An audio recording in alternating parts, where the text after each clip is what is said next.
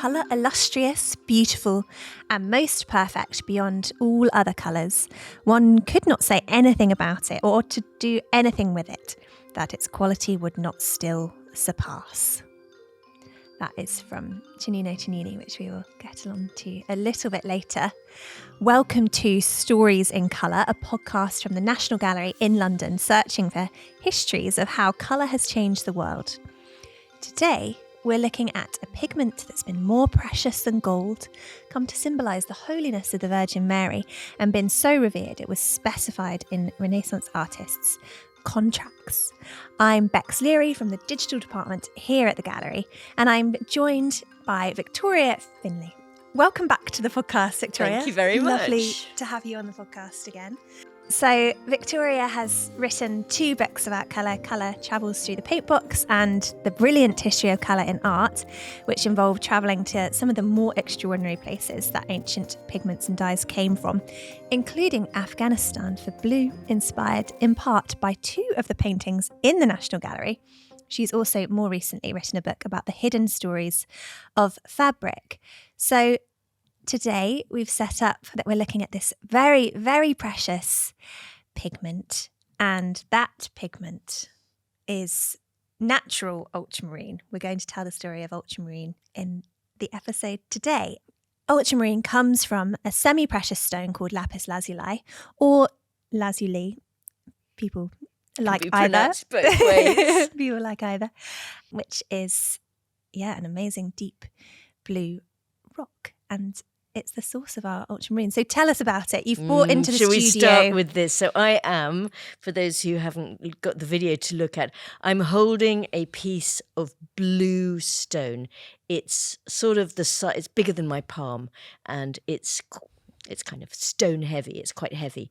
It looks blue, but it's also got stripes, uneven stripes of kind of calcified white and grey, and it's also got, if I flicker it here in the light, you can see in the sparkles. Light, it's got sparkles, which is fool's gold, almost little stars. It looks like constellation. It does look like a night sky. And the makeup of this lapis lazuli rock is sort of stripes of slightly different coloured blues. They're not even stripes, but they are obvious stripes. And some of them are quite greenish. Some of them are quite kind of greyish. And some of them, which is what we're going to talk about really in this episode, are so blue they're like almost violet. They've got that shining to them. The brightest kind of blue. Deepest blue of a summer day. If you imagine a Renaissance painting, that's the blue. But if you imagine a really deep, satisfying colour of sky that's got almost violet, that maybe is just after rain or just before rain, when everything is kind of working quite hard to be blue, it's that colour that we're going to be talking about. And where might people have seen it apart from in paintings? Lapis lazuli, that is. Paintings is the key main thing, but lapis is also a semi-precious jewel. Yes. So sometimes you might have kind of worn it as a bead. And again, these are quite a wide variety of colours. So if you've seen lapis bead, lapis just means stone, but it's a good shorthand. If you've seen a lapis bead and you don't think, oh, that's pretty, then maybe it wasn't a very good one, because they can be really, really kind of lovely, shimmery, exciting colour. And where does it come from? This one came from Afghanistan. And actually, there are lapis mines there's one in Chile, which, again, it's okay stones. I've seen them, but they are a little bit darker than the Afghan ones. There's some in Siberia which were used for paint, but really only a few Russian icons can have been made from it. And there's a couple of very small mines in Africa, but again, nothing was the quality of this one mountain in Afghanistan, which we will travel to later in the episode. I can't wait to talk to you about your travels to Afghanistan. So I'm going to put this down noisily. Yes. Just listen to it. I hope you heard that listeners. So, yes, you talked a little bit about what lapis lazuli means, but the pigment that we get from this semi-precious stone, ultramarine, where does that term come from?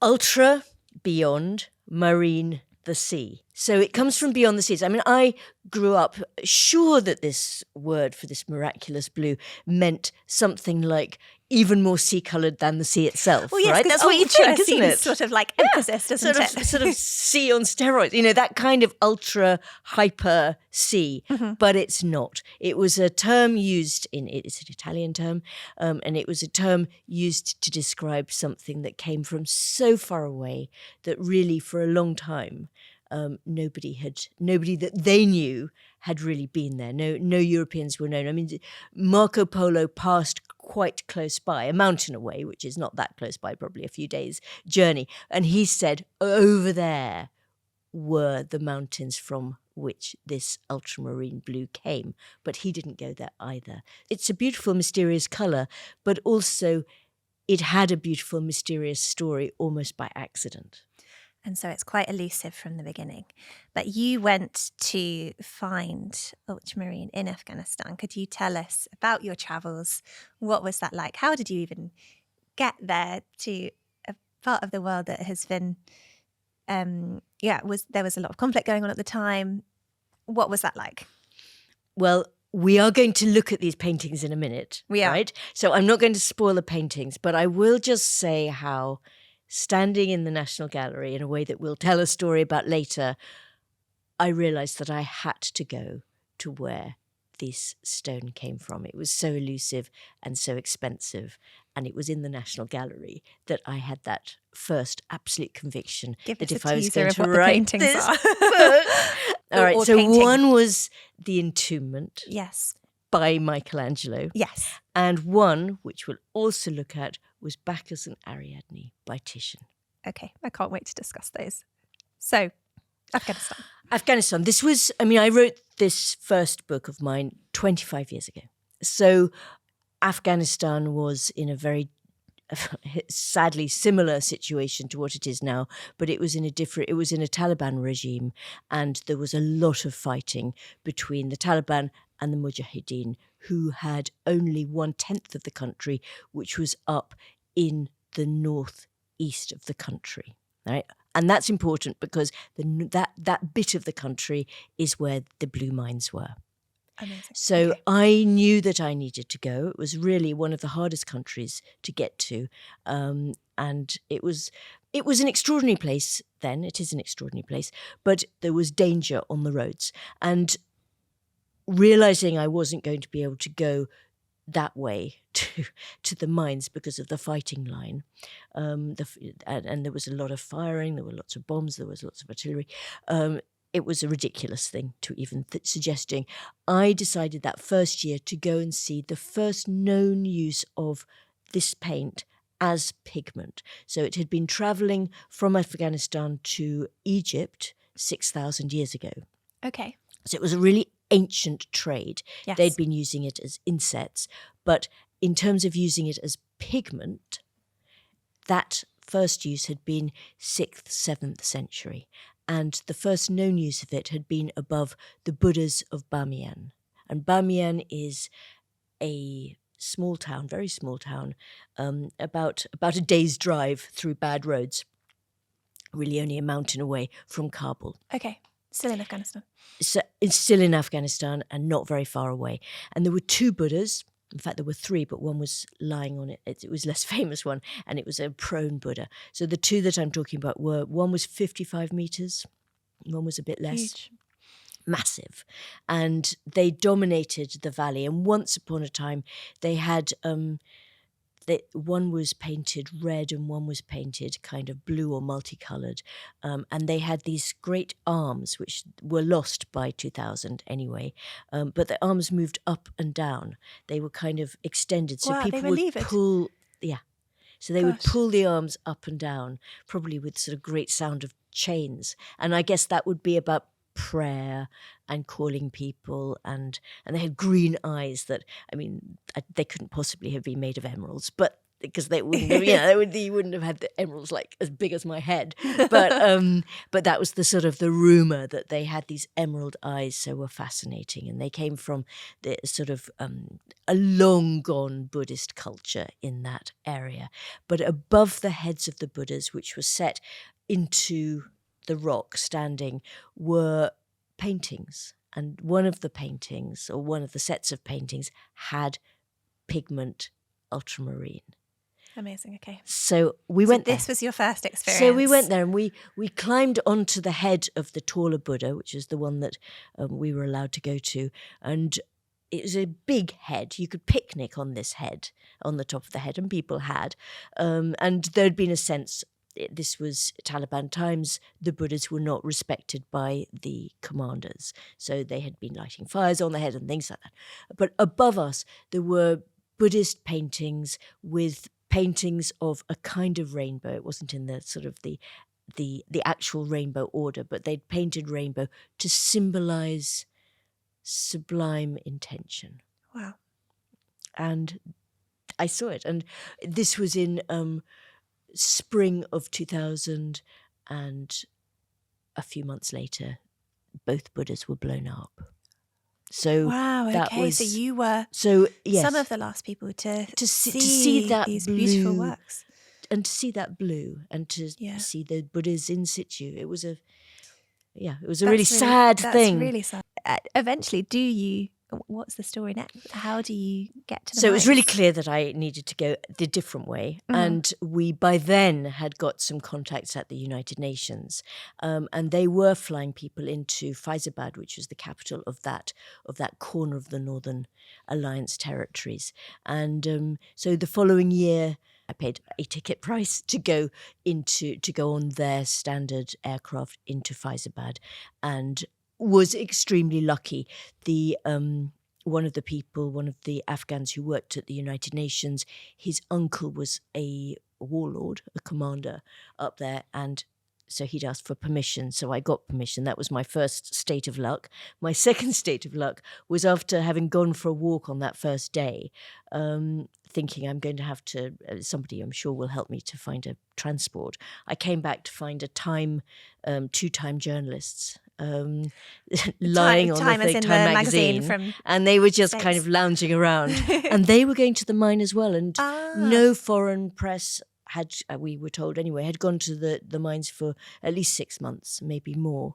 So I was extremely lucky to have people to share the journey as well as the costs of the journey. Yes. So we all went together. It was very dramatic mountain countryside, and it felt like, you know how you see in some of these paintings, these Renaissance paintings of mountains far away.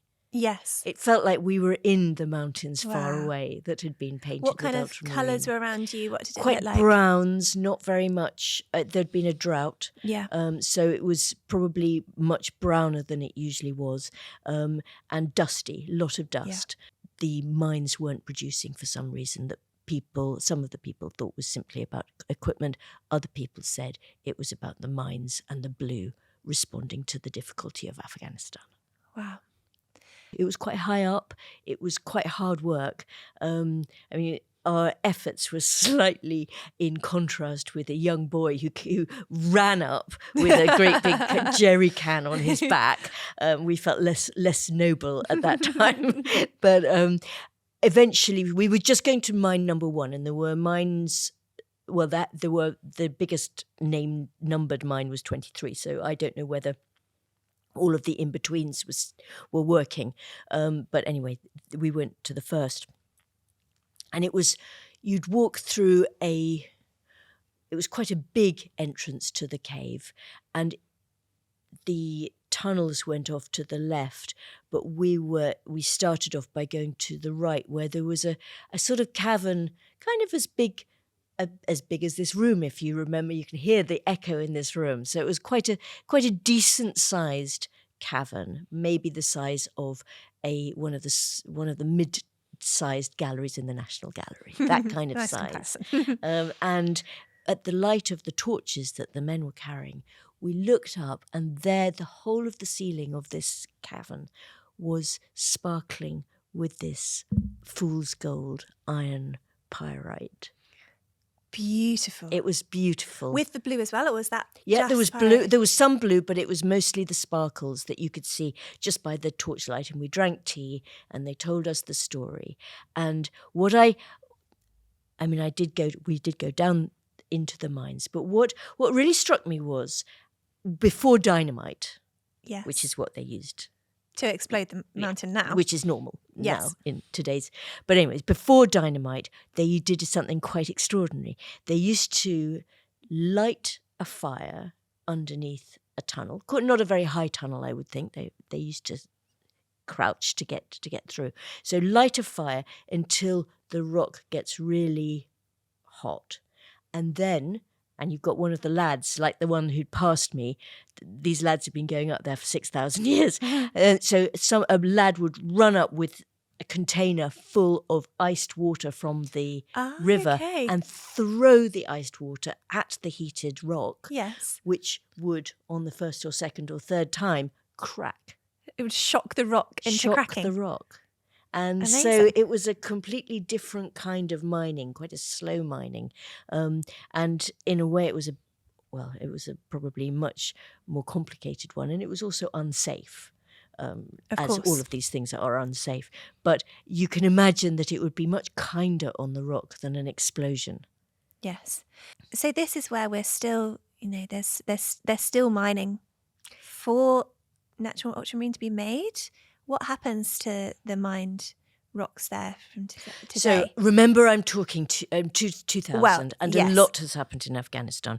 However, I imagine and I understand that these mines are still being mined. Still operational.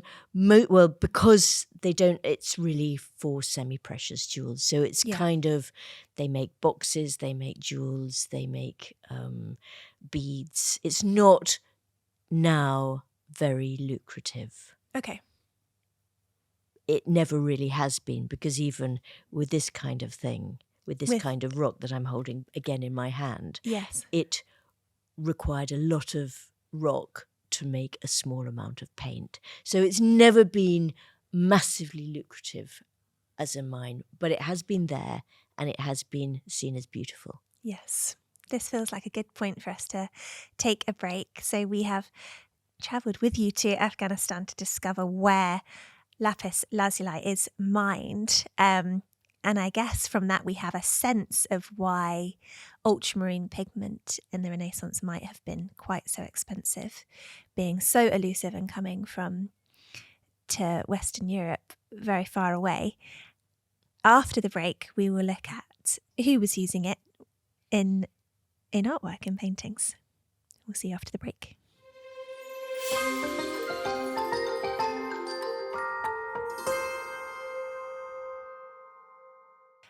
Welcome back from the break. So we're going to look now at just why natural ultramarine has been so expensive, so revered, used to depict holiness, as I indicated at the very beginning of the episode. And to do that, we're going to go to one of the earliest examples from our collection where a very vibrant expanse of ultramarine pigment has been used together with expanses of real gold leaf, and that is in a painting called the Wilton Diptych. We don't know who the painter was. It's an English or French artist, and it was made in about 1395 to 1399, so right at the end of the 14th century, for the English King Richard II. And this is a sort of smallish panel painting. It was a portable devotional object, so it's got hinges in the middle of the golden frame, and it's painted both on the front and the back, so you have 4 panels, 2 on the front, 2 on the back. And the side that we're interested in today has one panel which is very vibrantly blue.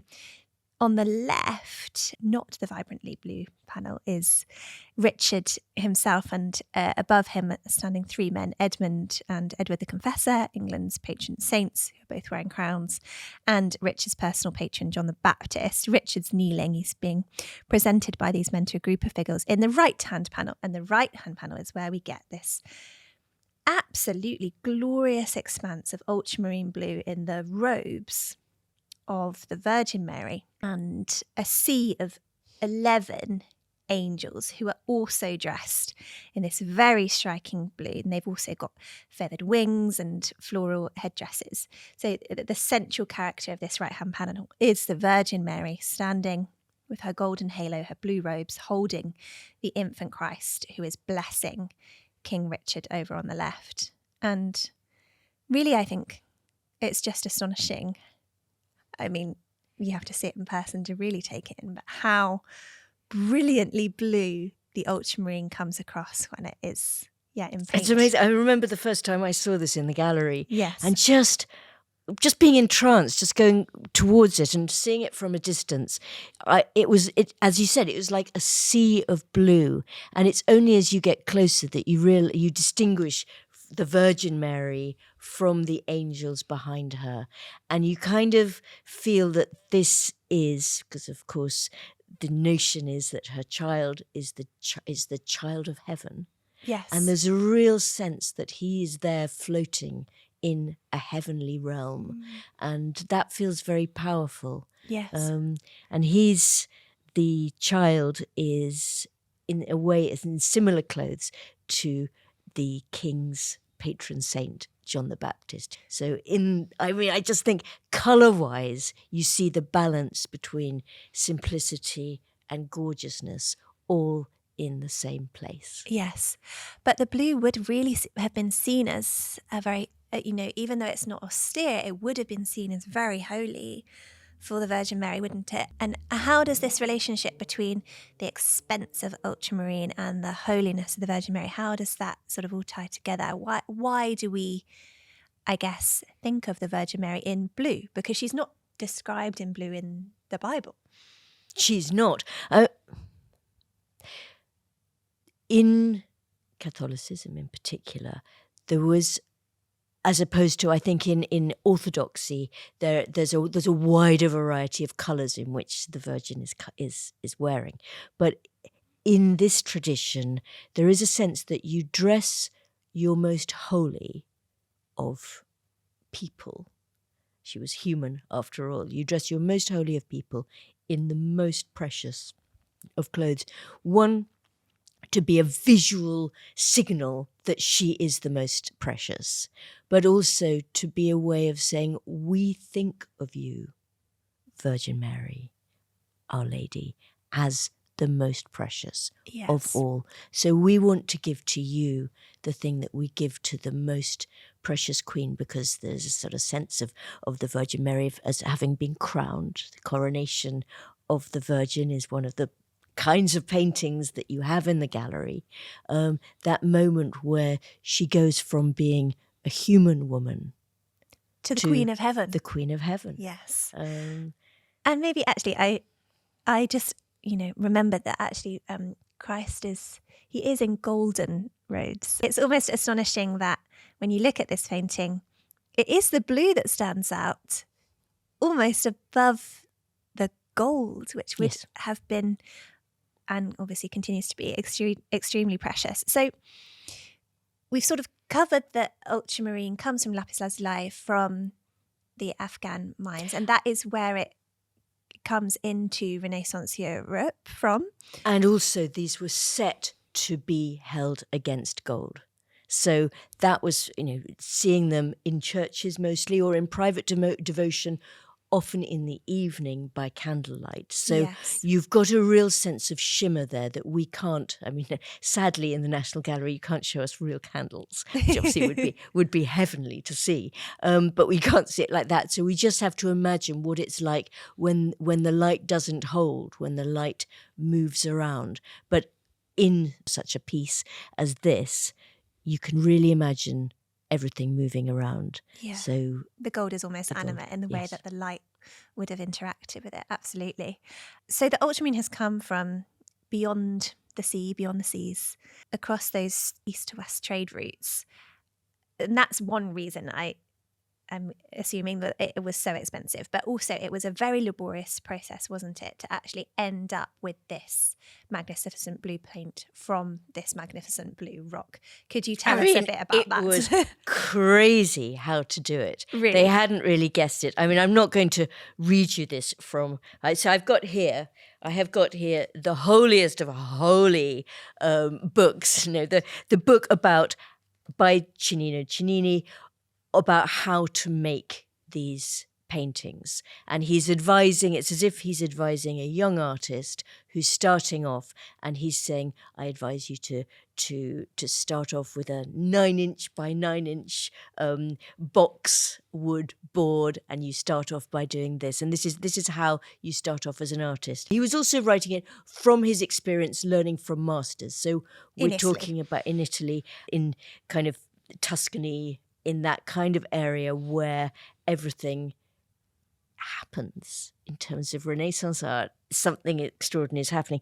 But he writes about how to make this pigment.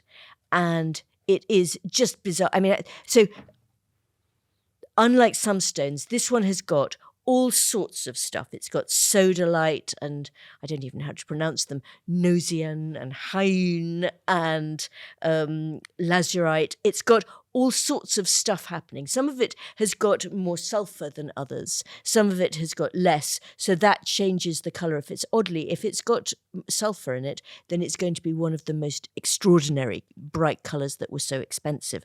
Wow. But what you'd need to do is you'd need to grind it down.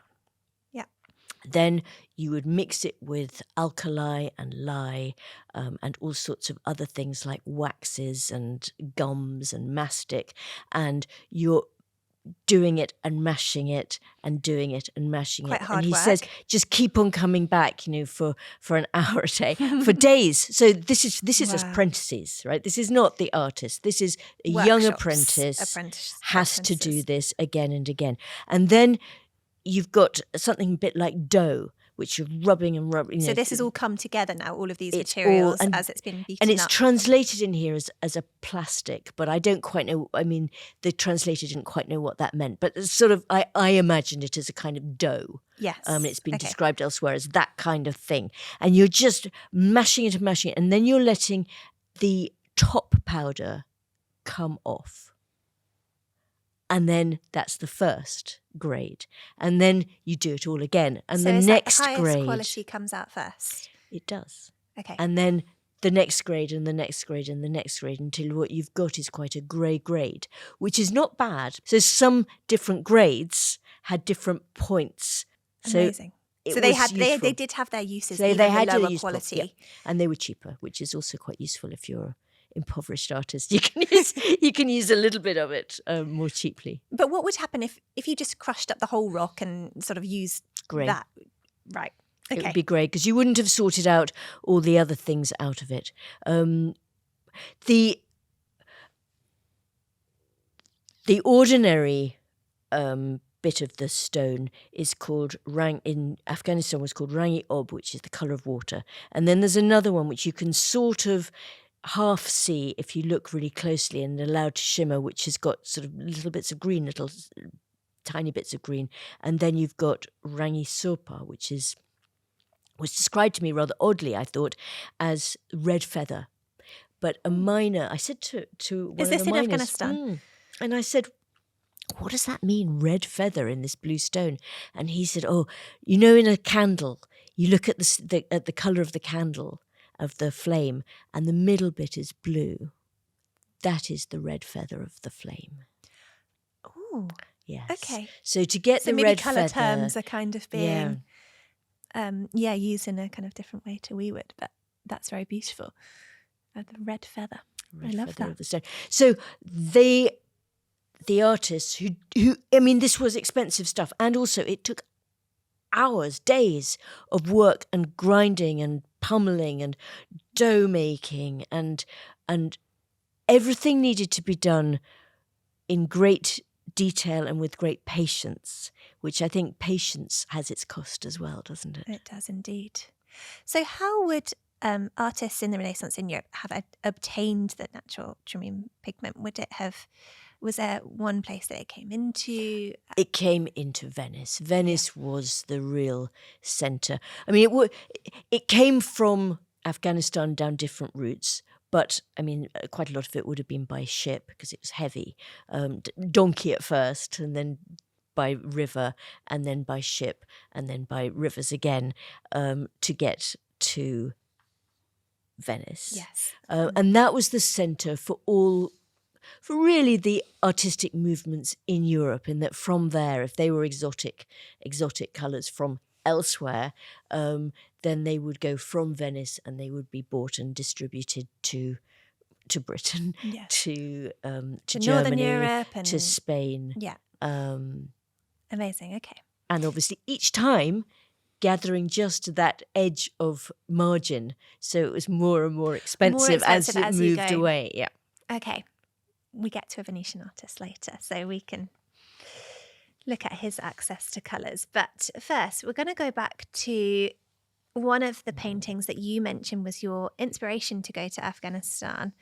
And it's by Michelangelo, the Entombment, Christ being carried to his tomb, painted about 1500 to 1501. And this painting, we see in the centre a kind of limp and naked Christ being carried by a man behind him, and another man with long hair wearing vibrant red clothes. And there's a woman kneeling to the man's left and another two women standing on their right. And large sections of this work are unfinished and left blank. So there's a quite an obviously empty space on the bottom right-hand side of the painting. And this is where this connects into ultramarine, isn't it? I mean, it's a really puzzling picture. It's puzzled experts for a long time. Absolutely. And I remember it was kind of coincidence that I came across it just at exactly the point at which I was thinking, can I really write a book about colours? Is that something that people would be interested in, and can I do it, and what can I find? And I was living in Hong Kong, but I came to the National Gallery to think, well, this must be a place, if I can find stories, then I will find it here. And I found myself in that gallery and I stopped, and it was almost nothing to do with my colour search at the time. And I thought, what on earth is happening? It's the most bizarre.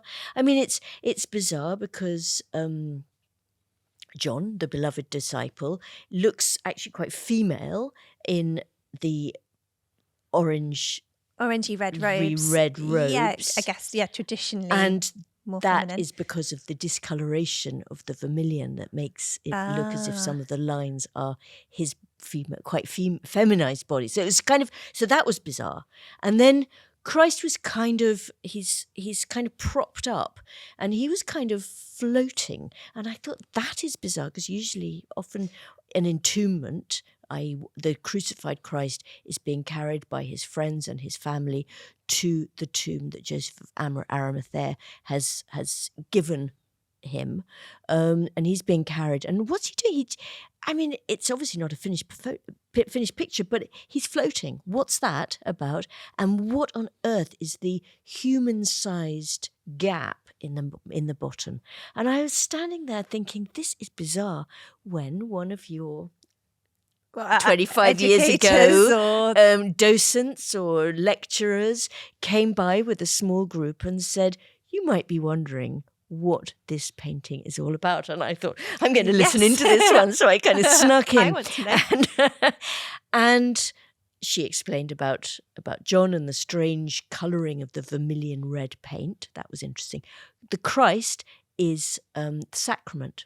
So the sense of the bread and being holy and rising was being shown by the floating Christ. Oh.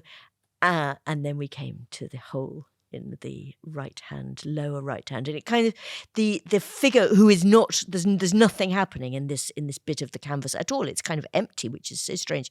But it clearly could be a kneeling person, a kneeling woman, and the explanation was that it was the Virgin Mary, the mother of Christ, kneeling and wailing and weeping at the death of her son. And because she's painted in blue, Traditionally at the time. Traditionally in that time, the paint maybe hadn't arrived from the patron because it was so expensive that the artist would not have been able to afford to just have it in stock and reach for obviously they weren't tubes at the time, but reach for the pigment and then start to use it. He would have had to have waited for that and any gold that might have been wanted to be used in any painting. Those would have arrived from the patron and they clearly hadn't come. And then he went off to do some other work and he never came back to this one. And it was often actually written into artist contracts, wasn't it, at the time? Like it was so precious, as we've said, worth more than gold.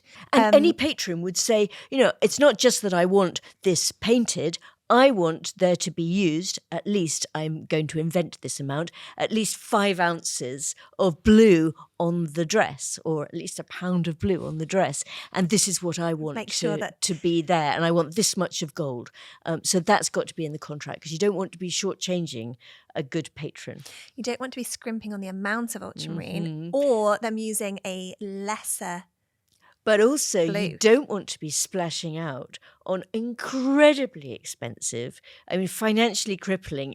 What if the patron doesn't like it and doesn't want to pay for it? Then at least you've had the big expenses up front paid by the patron, so you're not going to be out of pocket that much, not as much as you would have been. Okay, this feels like a good point to take a break. I've really enjoyed looking at these paintings with you. We will look at another example of the Virgin Mary in our collection after the break, who's also painted in ultramarine, and we will get to that Venetian artist that I mentioned as well. See you after the break.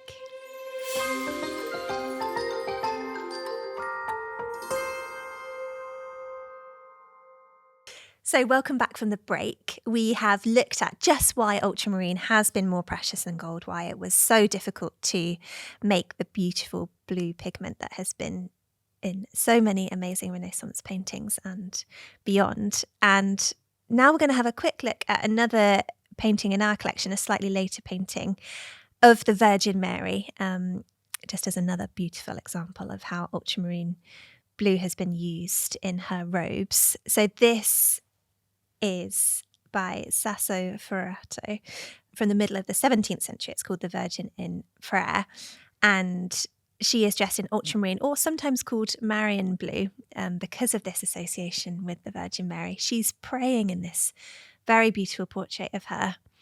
She looks very pious and pensive, looking down very respectfully with her hands touching at their fingertips in prayer, in a moment of private devotion. She's very strongly lit with strong contrasts and shadows in her robes, very flawless, pale skin with a very dark background that she's contrasted against.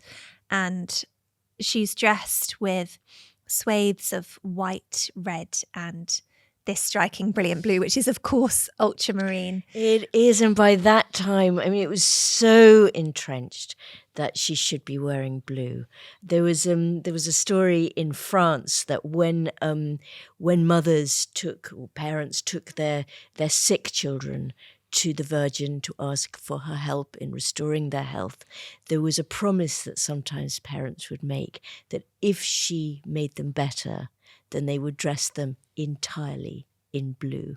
Enfants voués en bleu. Children vowed in blue. And when I look at that, I just think of some of the children in little tiny blue outfits as gratitude that something worked and that they are healthy. That's so lovely. That's a lovely story, isn't it? Now we will head to that elusive Venetian that we mentioned earlier.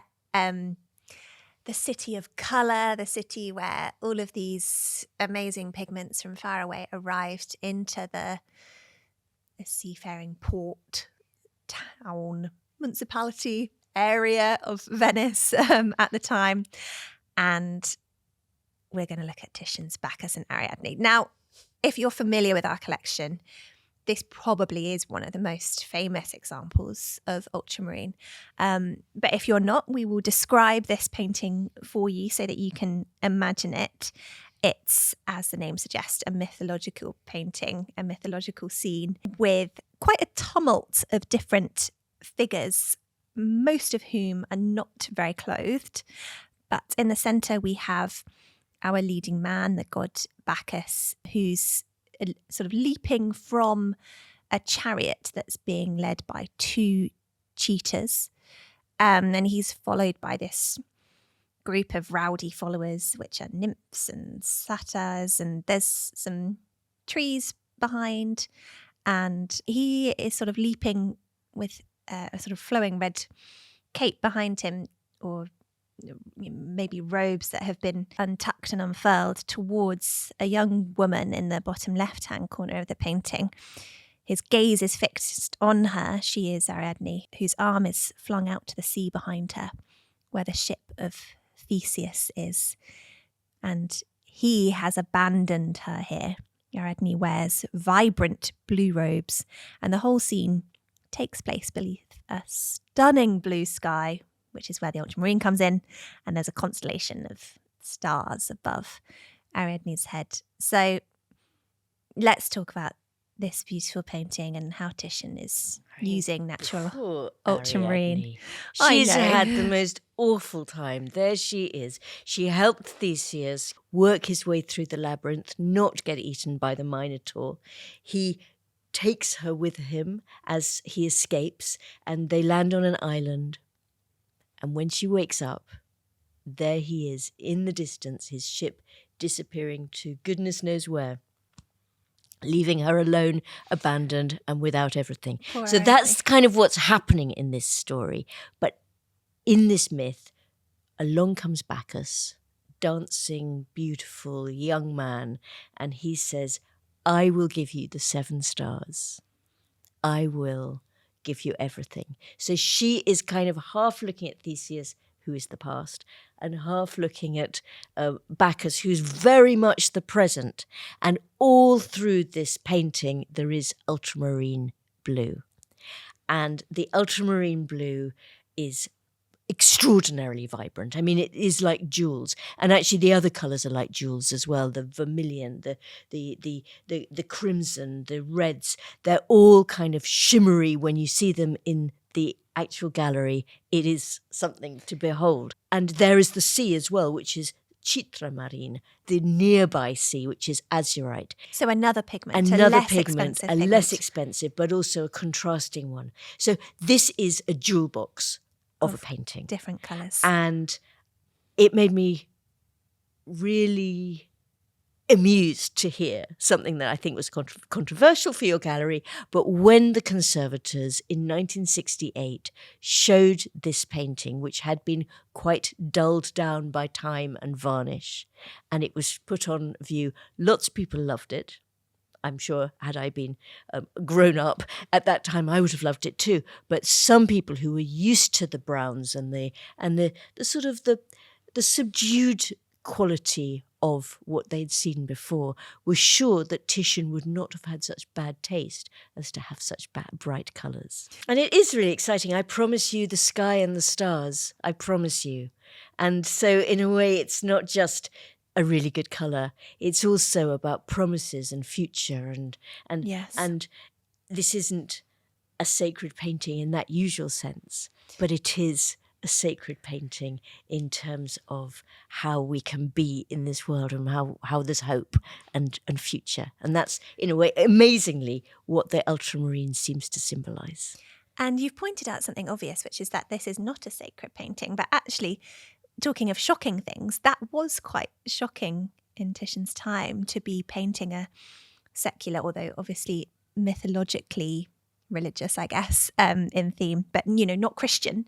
It's not a Christian painting. Quite shocking for so much of this precious, precious, precious ultramarine blue to be used for this topic of painting. And it does mark a real shift where we start to see this amazing blue pigment being used, not just in the robes of the Virgin Mary Titian was known for his colouring. There was a whole debate going on about drawing versus colouring, disegno, colore, and what's the most important? Those two things. Which is the more important? And Titian was criticised for by the great biographer Vasari for actually not being that good at drawing. He really concentrated on so it's really about, do you plan or do you go for more spontaneity? And he planned less and went for more immediate colour impact. And you can, I don't know, this is one of my favourite paintings in the gallery because it shows a whole art history, and it's bright and it's beautiful. Amazing. So we are going to skip forward in time to when actually natural ultramarine stops being used on artists' palettes. Can you tell us why that is? It was so expensive. Absolutely. I mean, the price was beyond anything. And if artists wanted to use it, and there was quite a lot of requirement for ultramarine, for a very good, I mean, there were other blues, but they tended to be more greeny. Like the azurite. And less bright. And there was a kind of competition for how are we going to be painters in this new century, which was the 19th century. And the whole, I mean, there had been massive Napoleonic wars in France and with neighbours. So France was kind of in this idea of going into the new century in a new way. And they wanted to lead the certain technical improvements. And so they offered a huge 6,000 franc prize to anybody who could produce a kind of ultramarine, a scientific chemical ultramarine, for, I believe it was 10th of the price of this Afghanistan ultramarine. And it took a few years, but kind of bizarrely, a French chemist and a German chemist both came up with the idea at the same time. So they duked it out for a little bit. And I don't know whether it was connected with the fact that it was a French award or not. But anyway, the French team won the prize. And from then on, it's been called French ultramarine. Or synthetic ultramarine. Yeah. And you can see synthetic. But French ultramarine is a kind of better title. Oh, well, it's nicer, isn't it? If you're selling it on a paint tube. Yeah. Much better for country branding. So yeah, if you want to see synthetic ultramarine, which really is, I mean, chemically it's the same as natural ultramarine. So it looks just as beautiful in paintings. And you can see it in works in the gallery by artists like Renoir in his umbrellas, Monet in irises, and Cézanne in Hillside in Provence. So they're synthetic pigments. And they were really looking at how shadows can be blues and violets and yellows. Yes. So they needed these colours very much. The Impressionists did, for their chromatic shadows. Yes, absolutely. Have a look at the shadows in those paintings. That's a good tip. So we're coming to the end of our episode on ultramarine, but we will answer a question from the audience before we close, which is, what did writers themselves say about the colour blue and its significance? And perhaps we look particularly at medieval writers. Well, looking slightly later, 1508, Albrecht Dürer, Renaissance, based, and he wrote from Nuremberg, and he wrote in fury because he said, why can't I get hold of this pigment? It's so expensive. It was, at the time, 100 florins for a pound of it, and that was beyond his ability to use it as a paint, which he really wanted. So they were upset that they couldn't get their materials. I mean, I think that one always wants to get the best materials for the best thing that you can do. And this was beyond them. And why was it? Why was it so expensive that only the wealthiest patrons could have it? Could afford it. So, and it is because it, as we opened with the Giannina Giannini quote, was the most illustrious, beautiful and most perfect of all of the colours. And there was none other that's quality would surpass it. But also, if it hadn't been that expensive, maybe it wouldn't have been seen as such an absolutely brilliant colour for all the most expensive, precious things. Who knows? So we have come to the end of our episode on ultramarine. We've gone beyond the sea to discover this most precious pigment. So if you have enjoyed this conversation and want to discover more stories about how colour has shaped human history, please do subscribe to this podcast, Stories in Colour, on your podcast platform of choice or on our YouTube channel. And please do leave us a rating and review there too. We would really appreciate that. You can also discover more about the science of colour and how art materials are made on our YouTube channel, the National Gallery's YouTube channel. There is a video on ultramarine which looks in more detail at exactly how natural ultramarine is used in the Wilton diptych and how synthetic ultramarine is used in Renoir's umbrellas. So do go and look for that video on our YouTube channel. If you've got more questions about the story of colour, you can email us on podcast@nationalgallery.org.uk, or you can send us our questions on our social media channels. Just mention the podcast. So thank you ever so much for joining us for today's episode of Story in Colour, with huge thanks again to our returning guest, Victoria Finlay. Thank you so much. I've been your host, Beks. Our producer was Harry Rosehill. Our researcher was Hannah Rogers. Our scientific advisor was Joanna Russell. Our technicians were Ian Warren and Tom Gulliver. Our video editor was Jeanne Kenyon. Thank you ever so much for listening. We'll see you next time.